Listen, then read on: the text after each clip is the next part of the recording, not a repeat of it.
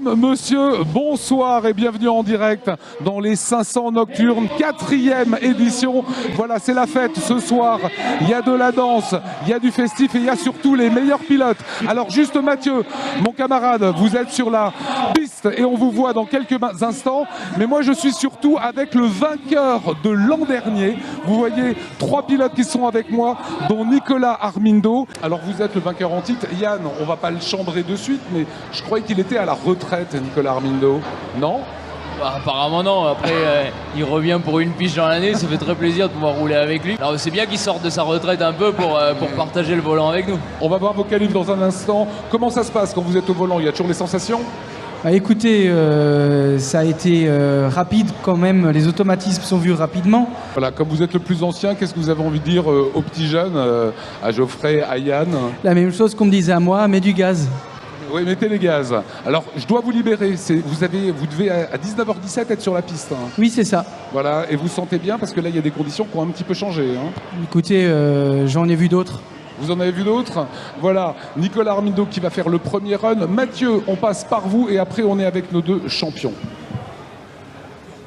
Et ouais Lionel, salut à tous, on est évidemment sur la piste, alors attention parce que derrière mon cadreur, ça y est, les premières voitures commencent à rejoindre cette piste de l'Anneau du Rhin. L'Anneau du Rhin qui accueille depuis quelques années maintenant cette course, cette légende un petit peu de la course alsacienne, les 500 Nocturnes. 500 parce que Lionel vous l'a dit, 500 km à parcourir sur ce circuit de 3 km 600. Si vous êtes bon en maths, 500 divisé par 3,6, 138 tours à couvrir, départ à 20h précise, tout ça évidemment en direct dans cette émission. On va vous faire vivre nous tout ce qui se passe un petit peu en coulisses ici, le paddock. Les voitures sont encore dans les stands, les toutes premières commencent à rejoindre la piste.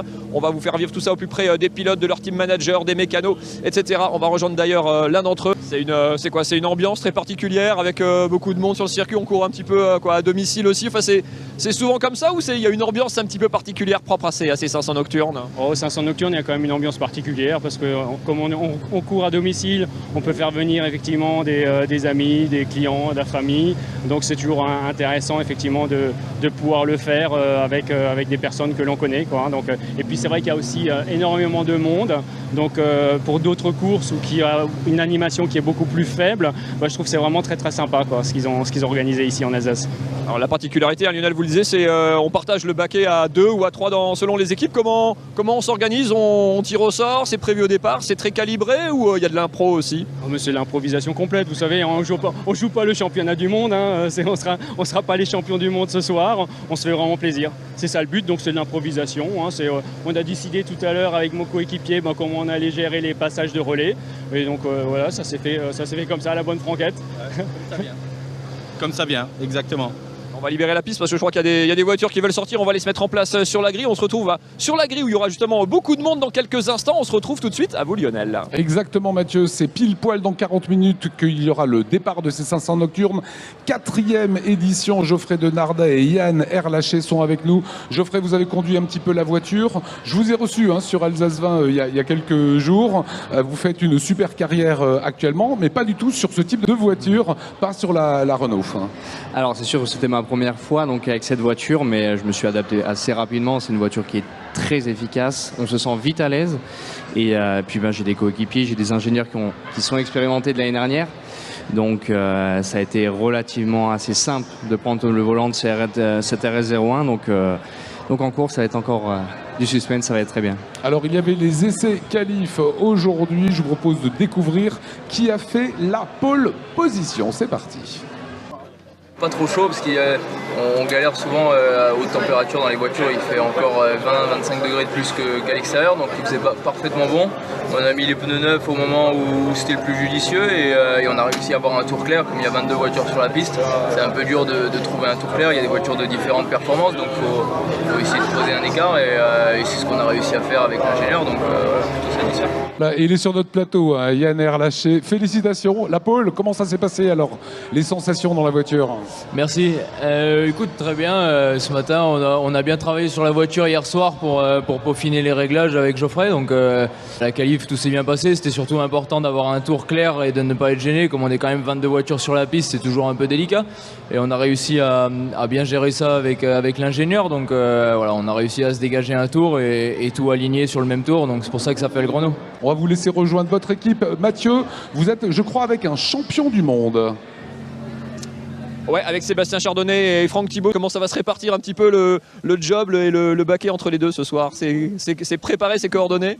Oui, évidemment, c'est toujours un peu préparé. Donc on a Sébastien qui est professionnel, moi je suis gentleman, donc on va essayer de répartir le mieux possible les temps de roulage en essayant de, évidemment, essayer de faire un podium ce soir. Oui, voilà, c'est un peu l'objectif, quoi, forcément, oui. Ça veut dire quoi? Ça veut dire que c'est comme une vraie course où il y a une ambiance particulière qui fait que c'est un peu différent? Ouais, il est clair qu'il y a une ambiance particulière ici. C'est notre première édition pour Franck et moi. C'est vraiment très atypique ici. Il y a beaucoup de monde, beaucoup de public, beaucoup de choses. C'est vraiment, vraiment sympa. Et après, au niveau du résultat, nous, on est là déjà pour se faire plaisir. En tout cas, le podium, c'est sûr qu'on va faire notre possible pour être dessus. Ouais. Franck, pour terminer, c'est pareil, c'est une course un petit peu... L'ambiance est différente, les conditions sont différentes, ça fait quand même beaucoup de choses à gérer. Oui, mais c'est vrai que c'est une ambiance très particulière, avec beaucoup de public et il n'y a pas eu là une pression extrêmement forte, mais on a envie de bien faire les choses, donc voilà, oui, c'est une course. Voilà, une course reste une course. Voilà. Merci beaucoup à tous les deux, on vous retrouve évidemment tout à l'heure, départ à 20h sur ce circuit. On va continuer, nous, Lionel, de se balader un petit peu sur la grille, vous faire découvrir un petit peu tous les bolides qui sont maintenant positionnés sur cette piste, qui vont s'élancer à 20h pour donc boucler ces 500 km. Il y a beaucoup de monde effectivement sur ce circuit. On se retrouve dans un instant pour vous faire vivre toute cette ambiance. Exactement, mon cher camarade. Vous allez nous faire vivre cela, je vais vous dire pile poil dans 32 minutes. Boris Régnier est avec nous, team manager. Ça va, Boris? Ça va, merci, ouais. À 32 minutes du départ, c'est quoi l'état d'esprit d'un team manager, sachant que le pilote, lui, il est déjà casqué, bientôt sanglé? C'est que tout soit en ordre. C'est un stress, ça c'est important, puisque comme vous pouvez voir, le temps il est entre deux. Donc là, on est vraiment sur les derniers réglages de toutes les voitures. On en a 4 dans le team. Donc il faut gérer les mécanos et faire le tour. Alors nous, on était déjà évidemment là l'an passé, d'accord? C'était sous les trompes d'eau. J'imagine que tout le monde s'en souvient. Cet après-midi, il faisait super beau. Et d'un coup, on commence à prendre des gouttes. Qu'est-ce que vous vous dites pour la Ferrari et les Porsche que vous engagez? Alors ça dépend pas des voitures, ça dépend du pilote. Il y a le pilote qui aime rouler sur la pluie, qui est à l'aise, et celui-là qui l'aime moins. Et comment il est, Spenley, votre pilote? Sur la Ferrari, il se débrouille très bien. La Porsche 997 GT3, pareil. 996, il l'a fait l'année dernière. Je pense que cette année, ça va aller. Et le pilote sur le Cayman, enfin les pilotes sur les Caïmans, on va voir, on découvre. Pour eux, c'est aussi une découverte. Donc on verra ce qu'il en ressort. Comment ça se fait que vous êtes arrivé à la course, Boris Régnier, dont on vous connaît pour vos activités? Comment vous êtes arrivé au sport auto? J'ai ouvert une deuxième structure, Régnier Service Racing. Et là, les clients sont venus et on a emboîté le pas. Voilà. Et c'est comme ça que c'est arrivé. Passion coûteuse? Très coûteuse. Ouais, mais on s'éclate. Oui, tout à fait. On avait quelques images de votre team RSR, si on peut les découvrir, Isabelle, pour qu'on voit un petit peu vos voitures tourner. C'est quoi la stratégie de course pour vous ce soir? La stratégie de course? Oui. On a fait la stratégie avec chaque pilote. Elle est totalement différente. Certains veulent rouler beaucoup plus longuement. Ouais. Et d'autres moins longuement, simplement. On va vous laisser retourner à votre stand, le temps de passer par la piste. Et après, évidemment, on discutera avec vous, Julien Schell. Mathieu, vous n'êtes pas tout seul, je crois. Ouais, on est toujours sur la grille ici, à côté d'un très beau joujou. Encore, on va demander au régional de l'étape, non, le régional pour la voiture, Alessandro Stancari. Bonsoir, vous êtes italien, oui. Du fief de Lamborghini. Ah oui, je suis de la Lamborghini. Vous étiez déjà là l'an dernier. Pourquoi on revient en Alsace? Parce que je me suis trouvé bien, j'ai eu bon amusement sur l'année dernière. Et ça va, avec la Lambo, cette année nous avons changé les modèles de voitures. L'année dernière était un Gallardo GT3, ça c'est Huracan Super Trophée. C'est celle qui a succédé à la Gallardo chez Lambo. Oui, c'est plus neuf, c'est plus performant. Et on est sur la même position de l'année dernière, 3e. Et j'ai changé de partenaire sur la voiture et j'ai pris un garde ici, Manuel Biltz. Donc Manuel Biltz, c'est régional du coup de l'étape. Décrivez-nous un petit peu en termes de performance le joujou que vous allez avoir entre les mains ce soir. C'est de la grosse mécanique. C'est de la grosse mécanique, effectivement. Jouet, comme vous le dites, que j'ai découvert hier soir en essai. Donc c'était mes premiers essais. En général, je roule plutôt sur des allemandes, à propulsion également. Moins puissante, mais celle-ci, c'est un modèle vraiment particulier avec beaucoup de choses sur les 2 roues motrices. Et j'ai la chance de partager le volant avec Alessandro. Ça s'est décidé lundi dernier, donc il n'y a même pas une semaine. Donc c'est un peu la découverte de la voiture, mais ça m'a l'air fiable, très puissant, mais agile et joueur aussi, donc il faut faire attention à la puissance et au pied droit. Comment ça se fait justement, enfin, comment on se retrouve dans le baquet d'une voiture comme ça, parce qu'on est rarement propriétaire de sa propre voiture, comment ça se fait dans ce milieu-là? Expliquez-nous. Dans ce milieu, bon là, on a été mis en contact par Yvan, donc je ne le présente pas, Yvan qui s'occupe des organisateurs. Voilà, un des organisateurs des 500 Nocturnes.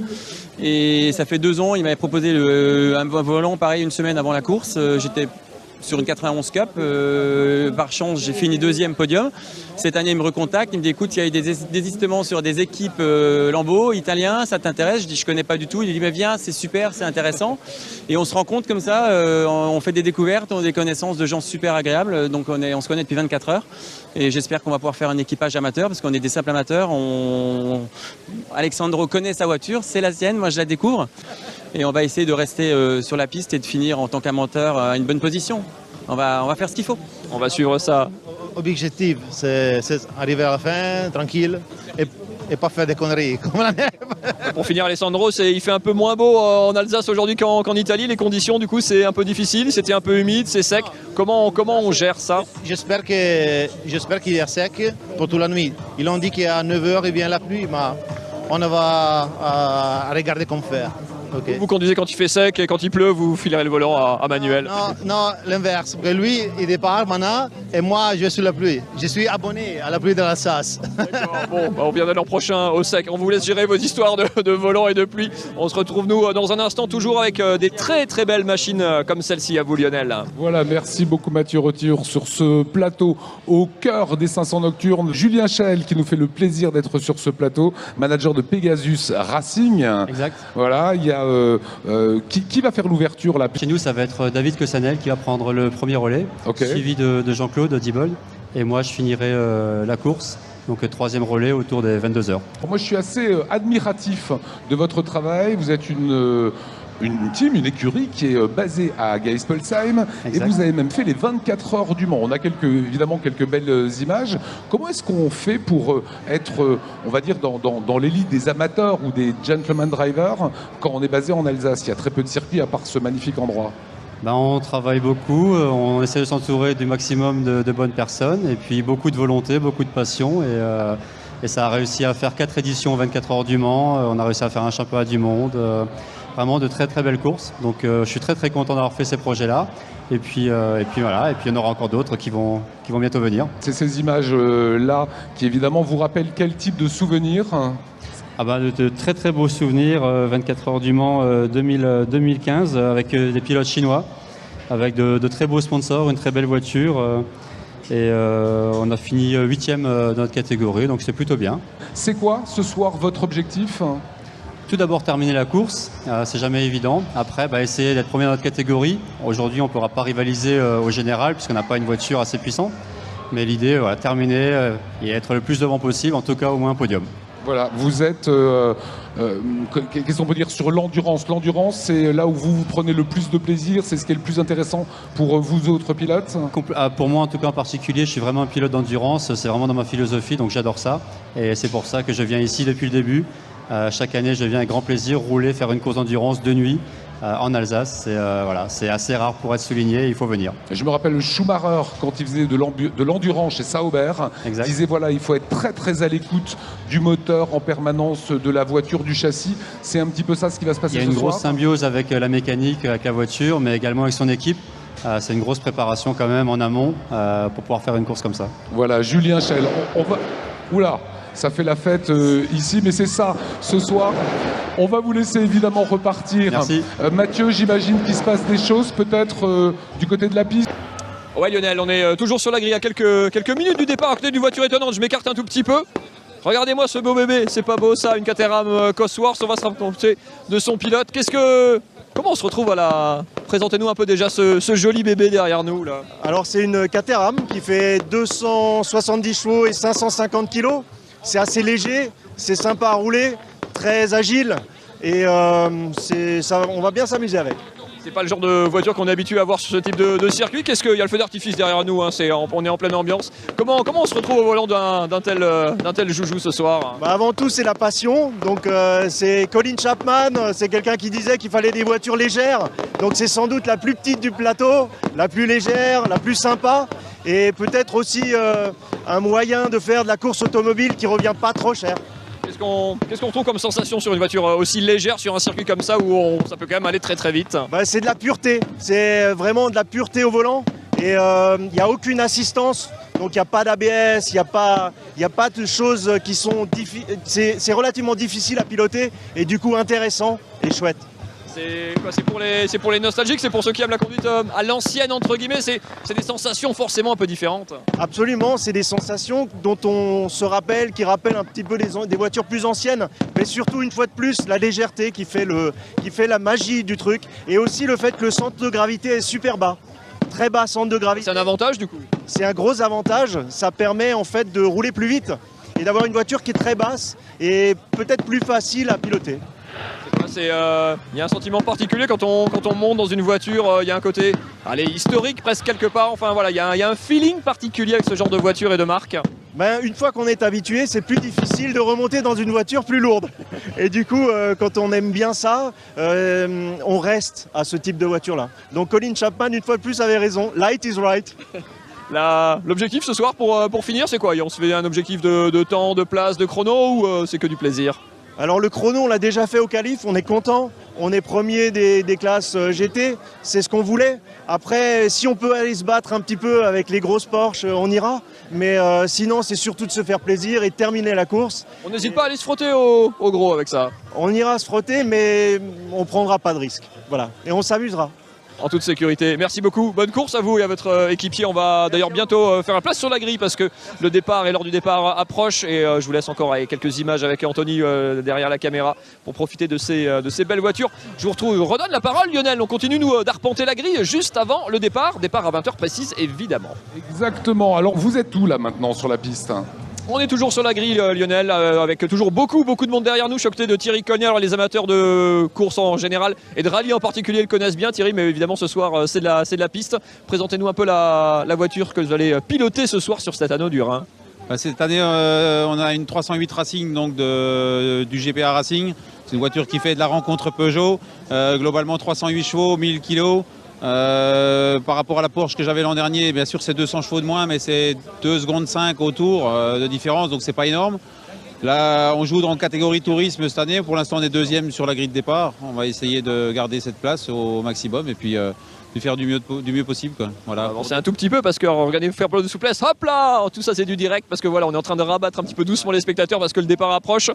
On vous connaît beaucoup sur le rallye, ça fait quoi, 20 ans que vous arpentez, plus de 20 ans le rallye en France et en Alsace évidemment, mais dans le reste de la France aussi. La piste, le circuit, c'est quoi, c'est complètement différent ou ça reste quand même aussi un coup de volant? Alors en fait, l'un apporte à l'autre et vice versa. Depuis que je fais du circuit, notamment les 500 nocturnes, Le Mans, etc., ça m'a apporté beaucoup au niveau rallye asphalte. Même si bien sûr j'en fais moins dorénavant, mais ça fait quand même 25 ans que je roule. Donc l'expérience aidant, voilà, mais cette course des 500 nocturnes, c'est avant tout un événement commercial pour mon entreprise, un Regmaterm, qui permet d'inviter ce soir 50 clients fidèles. Et dans un cadre vraiment sympa, à la fois course, mais aussi ludique, plaisir, et puis voilà, une ambiance conviviale. Ouais. Pour le finir, vous le faites en plus avec l'un de vos anciens copilotes de rallye, voilà, ça fait partie de l'ambiance.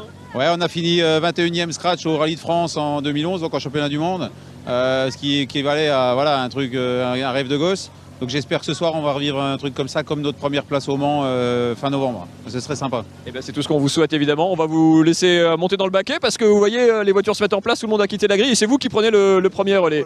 C'est moi qui prends le volant. C'est parti. Et bonne route, c'est parti. Vous voyez Lionel, on va faire de la place. Regardez derrière nous, on va pivoter. Regardez, hop, à 360. Non, Anthony bouge pas dans l'autre sens. Hop là, regardez.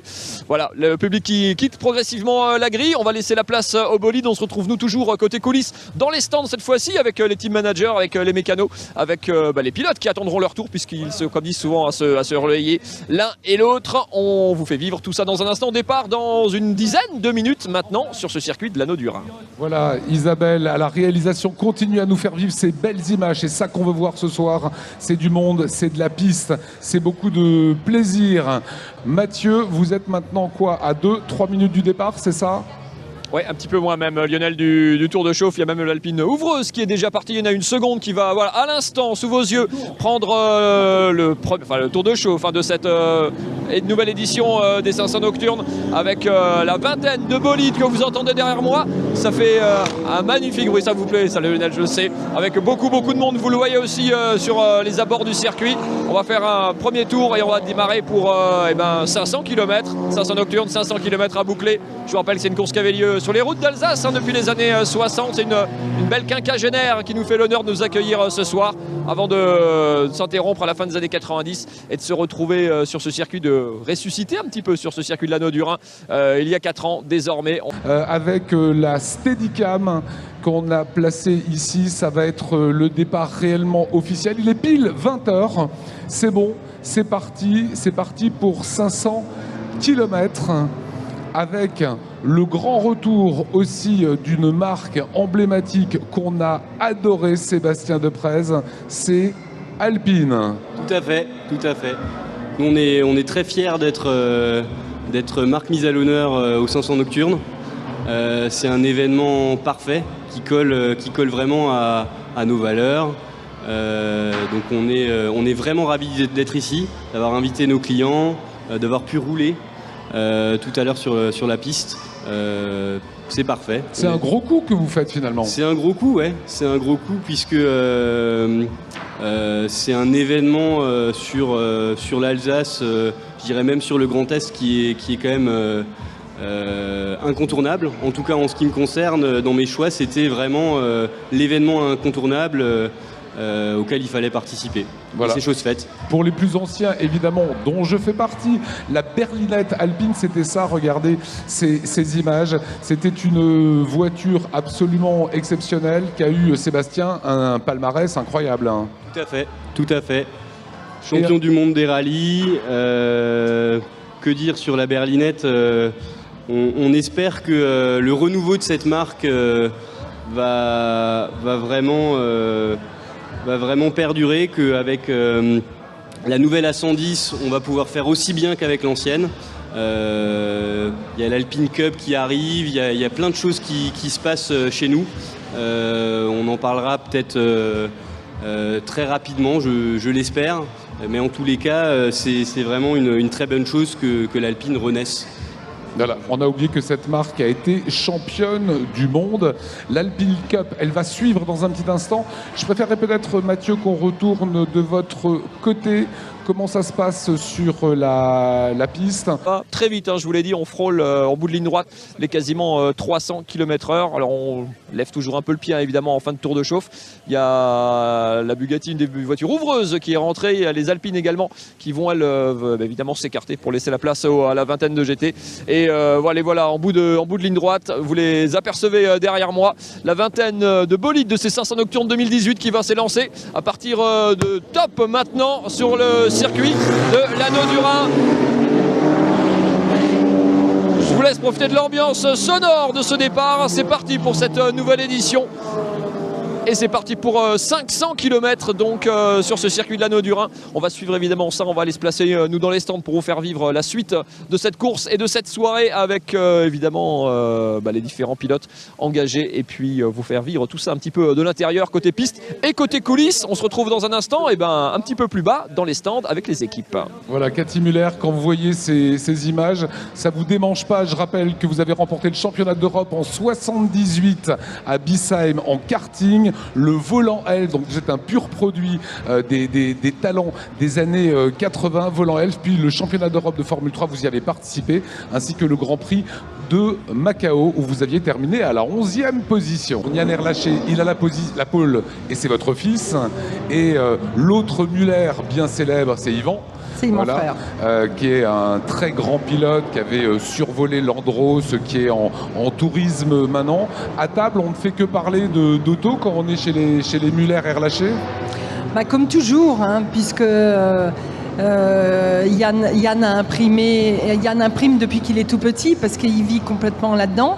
Mais c'est vrai qu'encore plus maintenant, les repas de famille sont vraiment très sympathiques parce qu'on vit quand même une expérience et puis une aventure exceptionnelle avec nos deux Y, on va dire. À grille de départ, vous n'allez pas? Non, du tout. D'accord. Depuis le jour où il m'a dit maman, t'étais très stressée au départ et que j'avais l'impression que je jouais un super rôle, d'être très, très décontracté, etc. Donc depuis ce jour-là, je ne l'ai plus sur une grille de départ. Mathieu, vous êtes en place. Comment se passe ce début de course 500 nocturne? On est en direct sur Alsace 20. On est toujours dans les stands, c'est toujours les deux Renault qui sont devant pour l'instant. Nous, on a reculé un petit peu sur la grille avec un de mes coups de cœur de tout à l'heure, une des deux Caterham avec Laurent Fuchs, l'un des pilotes, qui attend son tour en fait. Quand on est deuxième pilote, on attend que le coéquipier revienne pas trop tôt a priori, sinon c'est pas bon signe. À peu près 40 minutes, on change, 45 minutes. On time les relais, c'est cool, c'est des relais. Ouais, elle a que 55 litres de réservoir, la Caterham, donc il faut à peu près 50 litres à l'heure. Donc voilà, donc il faut 3 arrêts.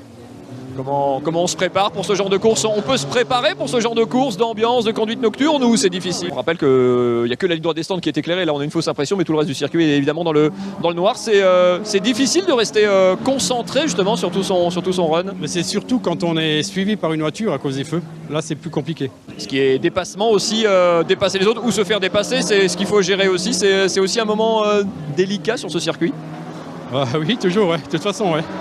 Qu'est-ce qu'on vient chercher pour finir sur ce circuit? C'est quoi? C'est que du plaisir ou vous êtes fixé avec votre équipier un objectif de perf ce soir? Nous, c'est que du plaisir, on est des amateurs, 100% amateurs. Allez, il vous reste quoi, une petite demi-heure, 20 minutes avant de monter dans le baquet et on va laisser se changer. Évidemment, vous voyez derrière nous toute l'équipe qui suit. Hop là, on va faire un petit demi-tour, voilà, avec toujours sur les données, le classement de cette course. On va continuer de vous tenir informé, les deux Renault, toujours devant, talonnés par la Lamborghini. On continue de vous faire vivre ça dans un instant. Je vous rends la parole, Lionel. Merci beaucoup, Mathieu Chanvillard, pour savoir comment les choses s'articulent au bord de la piste. Pas de soucis majeurs visiblement, Mathieu? Ouais, on est toujours dans les stands en bord de piste. La course menée pour l'instant par Oliver et Martin Polzer, les Suisses. C'est eux qui font la course en tête pour l'instant devant la Lamborghini de Manuel Bilz qu'on avait vu sur la grille il y a quelques instants. Nous, on est dans les stands du côté du team Speedcar, là, continuer à coacher leurs pilotes qui vont bientôt revenir. On va bientôt avoir les premiers arrêts, vous le disiez, pour les Caterham, notamment 40-50 minutes d'autonomie max.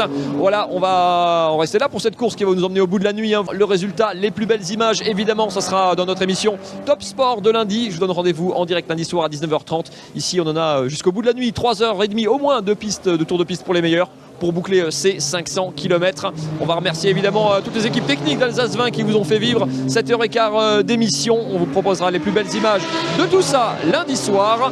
On va rendre l'antenne maintenant. Excellente soirée à toutes et à tous. Merci de nous avoir suivis. À bientôt sur Alsace 20. Salut. Cette émission dans Top Sport, ce sera lundi. Il me reste une petite minute et je voulais passer avec Yvan Le Swarn. C'est vous qui êtes aussi un des gros organisateurs avec Lionel et Damien Veldan. Un dernier petit feedback, un petit bilan sur ce que vous avez pu faire et ce qu'il en est aujourd'hui actuellement. Alors très rapidement, 4e édition. Très bon millésime, un très grand cru, une très belle grille de départ, 4000 personnes, 3000 chefs d'entreprise, on est full, on est complet. C'est la première fois qu'on arrête si tôt notre commercialisation. Là, tous les feux sont au vert, on a vu quelques gouttes. On se souvient que l'an dernier, on s'était pris des averses sur la figure, c'était terrible. Mais là, bon, tous les feux sont au vert, je pense que ça va être une très très belle édition. Donc la soirée continue, on est là depuis 17h jusqu'à 3h, 4h, 5h, 6h du matin pour les plus téméraires. Donc ça va être festif. Voilà, 500 km. Merci Yvan, merci à toutes les équipes d'Alsace 20 qui ont permis ce direct. Il est bientôt 20h30. On va rendre l'antenne. Mathieu vous l'a dit, il y aura les résultats qui seront dans Top Sport ce lundi à partir de 19h. Merci de votre fidélité et longue vie aux 500 nocturnes. Salut!